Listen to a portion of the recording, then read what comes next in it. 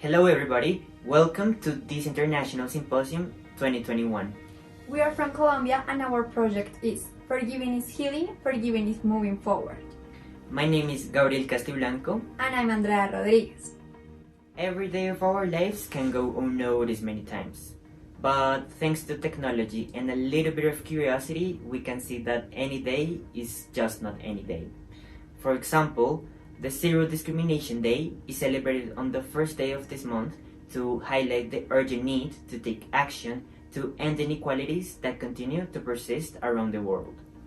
Also, the 8th date of this month is the International Women's Day, and this year's theme celebrates the tremendous effort by women and girls around the world in shaping a more equal future and recovery from the COVID-19 pandemic.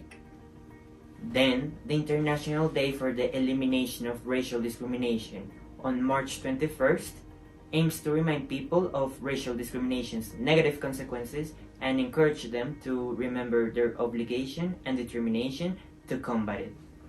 Each year, on March 24th, the International Day for the Right to the Truth concerning gross human rights violations and the dignity of victims is observed. This pays tribute to the memory of Monsignor Romero, who was actively engaged on denouncing violations of human rights in El Salvador.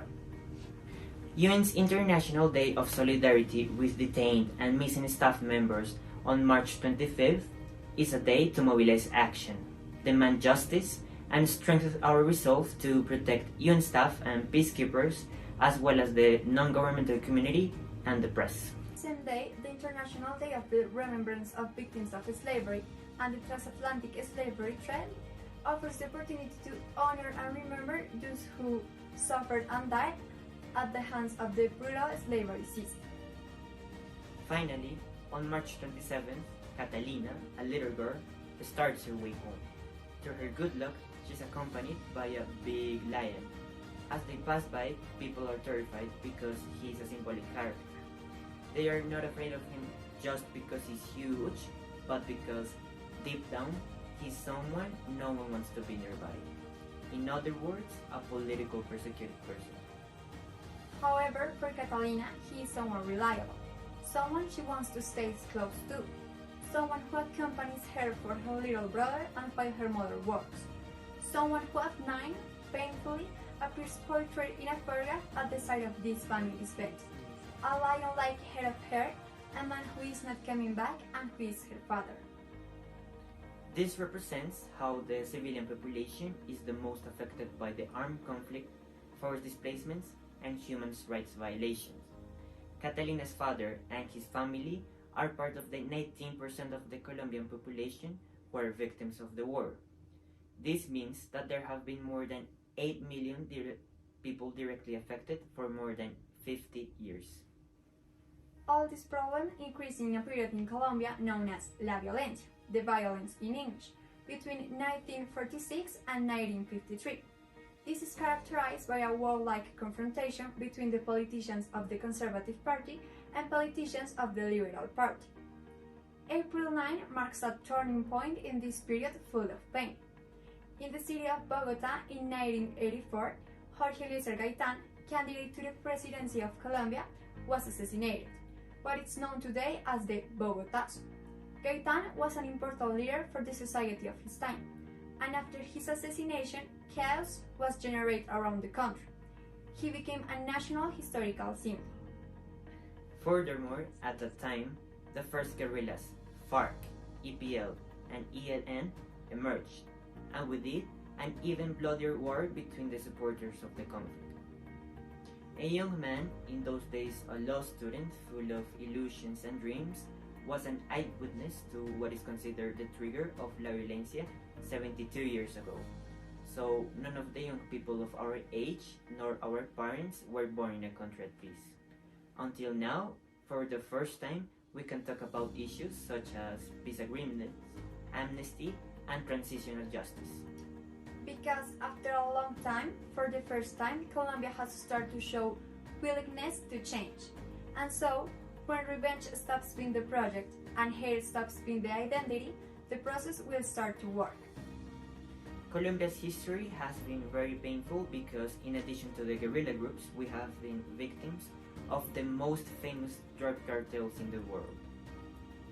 This young lawyer had a brilliant career. Besides being a poet, he was always an educator at heart. He always believed that education was the solution, and that dialogue was more important than weapons. His philosophy of life was based in being a lady and a gentleman before being a doctor, because a person was worth more for their values than for their academic knowledge. This is what he taught in his Roman law classes. Then, in 1983, he was elected magistrate of the Supreme Court of Justice.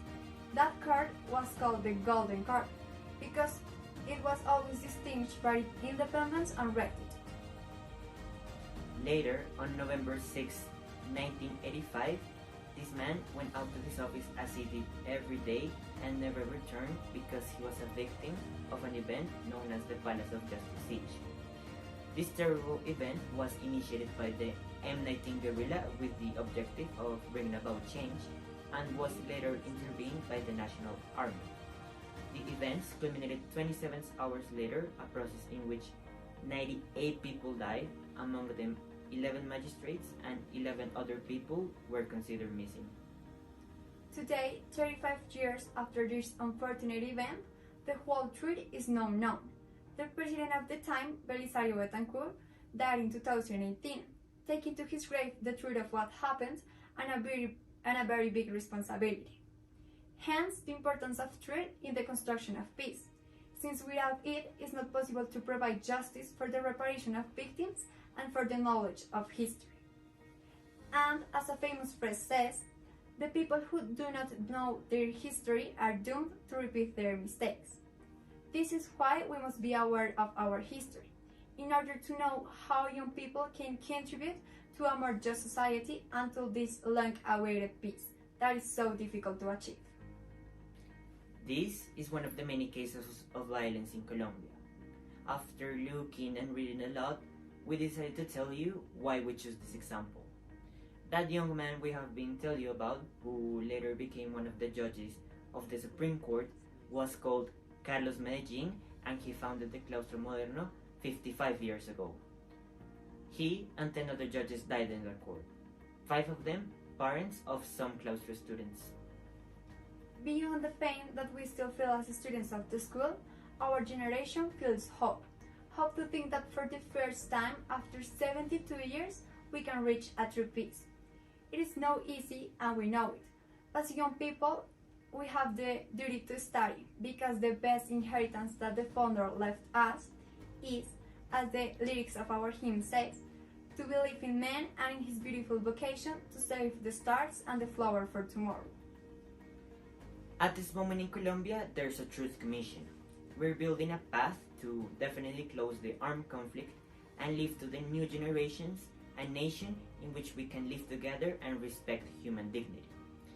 This is why we need to know what happened during the years of war, to ask ourselves about the barbarity we have lived through, and to learn, through education, that we can resolve all political differences without the need to hurt or kill each other.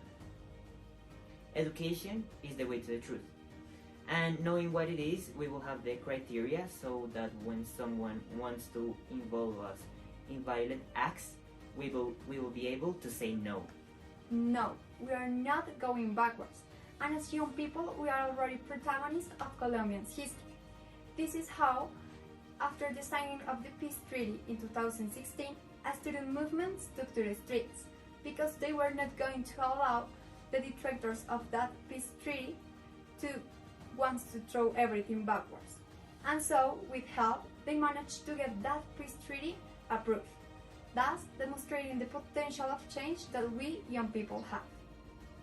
Education is the secret of success. As Nelson Mandela taught us, education is the most powerful weapon you can use to change the world. And since education does not function on its own, we can be sure that education and its role in justice are vital for the construction of that long-awaited peace. Peace education teaches us to overcome hatred. That hatred is nothing more than the absence of forgiveness in our hearts. And it's also the one that teaches us that justice is and must be the union of truth, forgiveness, and reparation.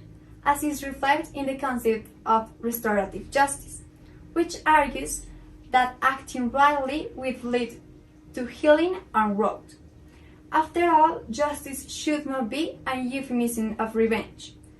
All these three concepts not only apply in a context of conflict, but also in all the actions we make daily, because justice is a decision. That's why peace should not be a polarizing element that fragments us.